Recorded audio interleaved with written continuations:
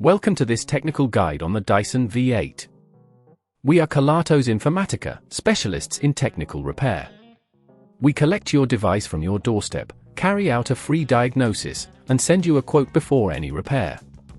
No phone calls, no trips to the shop. We are based at Calle Joaquín María López 26, Madrid. Convenient, transparent and professional. Link in the description. Many users find that their Dyson V8 doesn't last long at all, which can be quite frustrating. This issue usually arises from a degraded battery that can no longer hold a charge effectively. If left unaddressed, this can lead to further complications, including reduced suction power or the need for a complete replacement of the vacuum. To carry out this repair, you will need a replacement battery, a screwdriver with a Torx head, and a pair of tweezers for handling small components. First, ensure your Dyson V8 is turned off and unplugged. To open the device safely, locate the screws on the back of the handle. Using your Torx screwdriver, carefully remove the screws, keeping them safe for reassembly.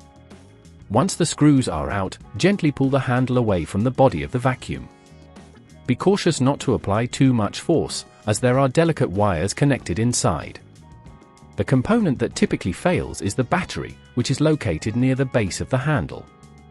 Once you have accessed the internal compartment, look for the battery, which should be visibly connected by a couple of wires. To extract the old battery, carefully disconnect the wires by gently pulling them away from their connectors. Take your tweezers to assist if necessary, but ensure you do not damage any surrounding components.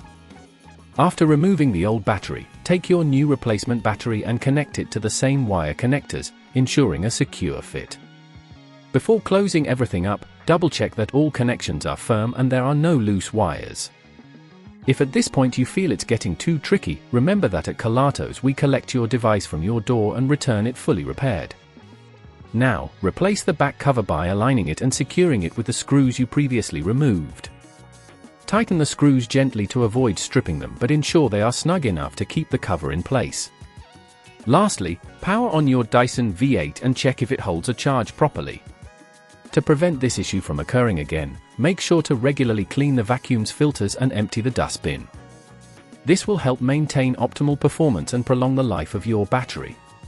If you'd rather not risk damaging your device, at Kelatos we collect, repair and deliver back to your door anywhere in the UK. Link in the description.